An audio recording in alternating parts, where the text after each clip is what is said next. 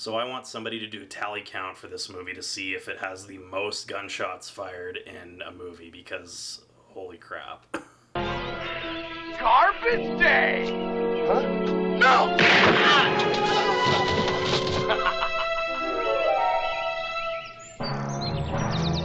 Hi everybody, welcome back to the channel and welcome to my review for John Wick Chapter 4. John Wick Chapter 4 is directed by Chad Stahelski and is starring Keanu Reeves, Lawrence Fishburne, Ian McShane, Lance Reddick, Bill Skarsgård, a whole bunch of other characters, Donnie Yen. I'm not going to say too much about the plot for this one because I don't want to give any spoilers away, but to just be brief with it, it's sort of the finale of sorts to the storyline that we've followed through these movies, and it's not necessarily the end, but it's, you know, bringing a lot of the loose ends together, and it is basically just action otherwise. So I'm not really going to get into the plot here because I don't want to spoil anything. So before I get into specifics, I just want to say if you are a fan of action movies, if you're an action movie aficionado, if you just love the John Wick series, or if you just want to go to the theater and be entertained for 3 hours, it's just under 3 hours, drop what you're doing, go see this movie, because I can say without hyperbole that this might be one of the greatest action movies ever made. And that's saying a lot for this series because each entry has progressively escalated and gotten better with its action and upped the stakes every time. So, you know, there's moments in this movie where I was like, actually, my mind was just overloaded with how amazing some of these sequences are. The movie's, like I said, just under 3 hours. I would say about 2 hours of that are action. Like, you get an hour of plot and 2 hours of action.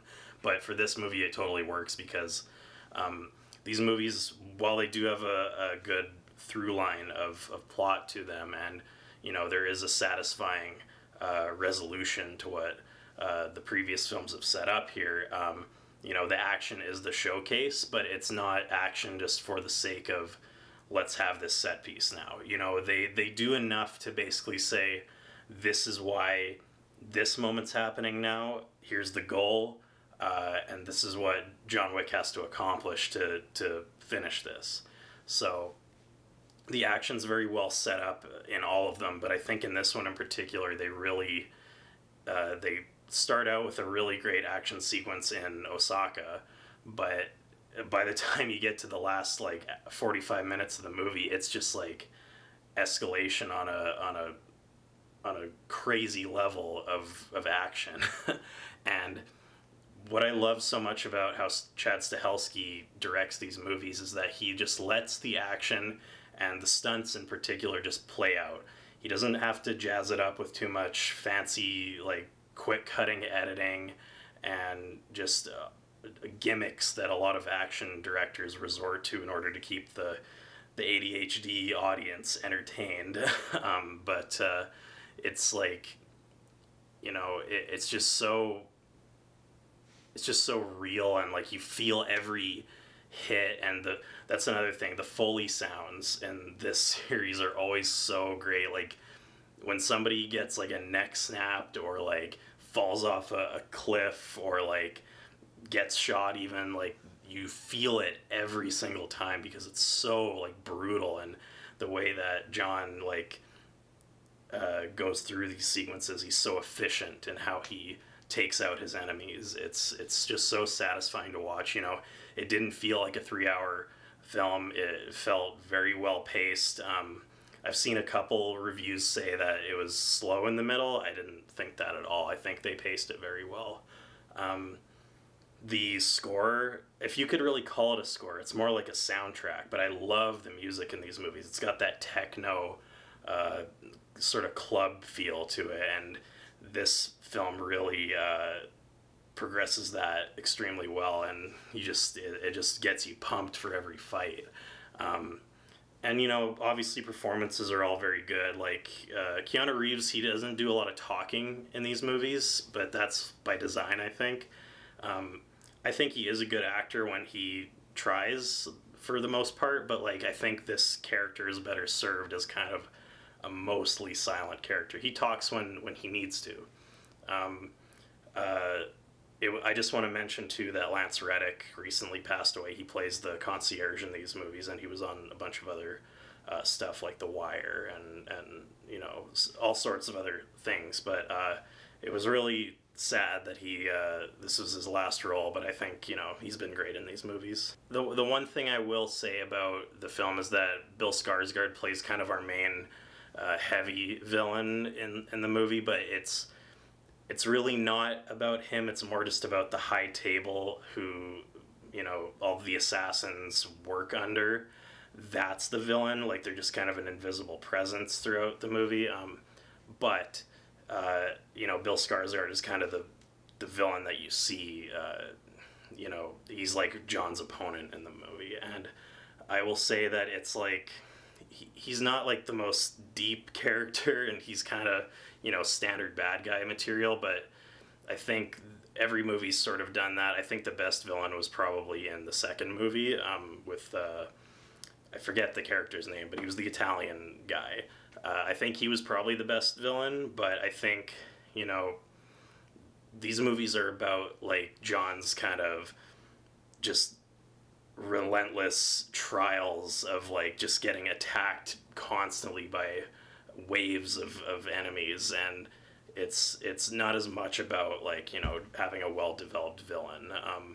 So I think he did a nice job, Bill Skarsgård, but it's not like anything groundbreaking. But all in all, the script in all four of these movies is extremely efficient, and like it doesn't add too much filler. There's no fat to be trimmed, really, and really every little piece gets set up ahead of time, so nobody's confused during the chaos of all the action, and just you can get really bogged down in these kind of movies sometimes with like just too much action that doesn't make any sense. But I think this movie in particular does a really nice job of keeping you focused in the fights. Now that I've mentioned all of the rudimentary sort of aspects to the movie that kind of need to get everything going, I will just mention the action now, because that's the centerpiece of the movie.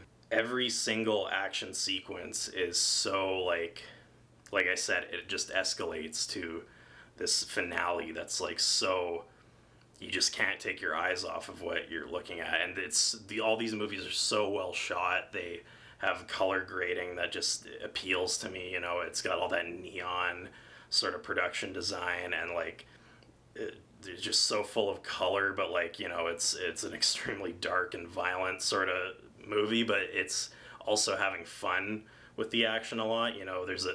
Without getting into spoilers, like, because I'm not gonna spoil anything in this movie, you just need to go see it. There's one scene where John Wick uses nunchucks to very efficient use, and it's just so like satisfying to see him use a weapon other than a gun, and just see all the different ways he can take people out. It doesn't have to be a firearm.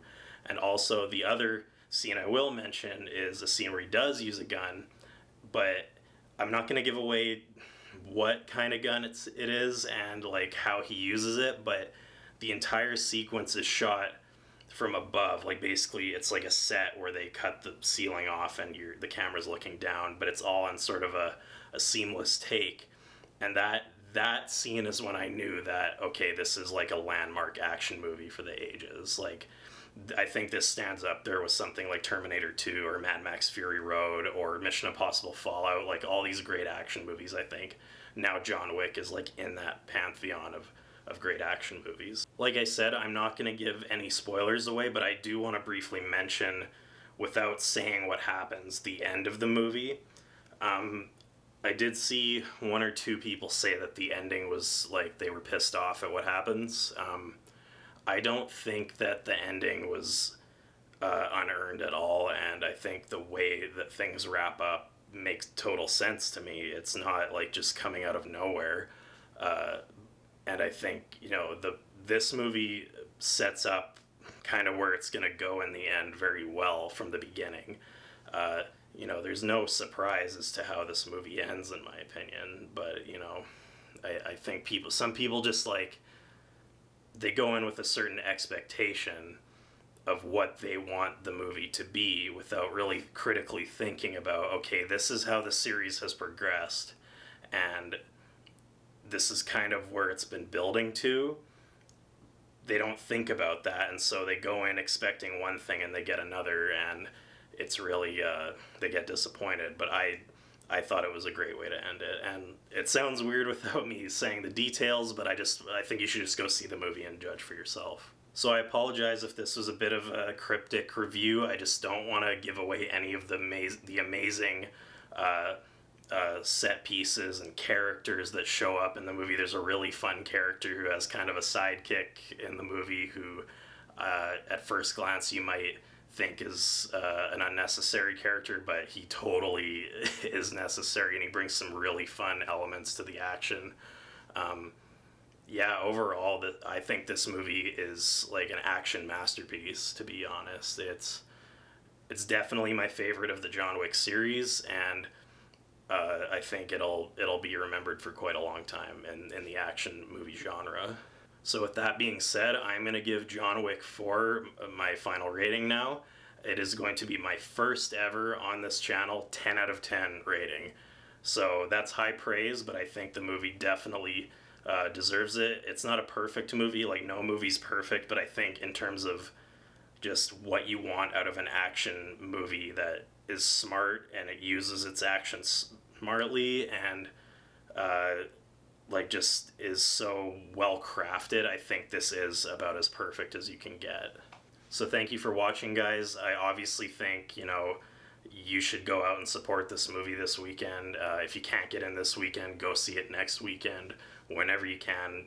This is a movie you definitely need to see on a big screen with the best sound system, and just enjoy yourself. Thanks as always for watching, and I'll see you again soon.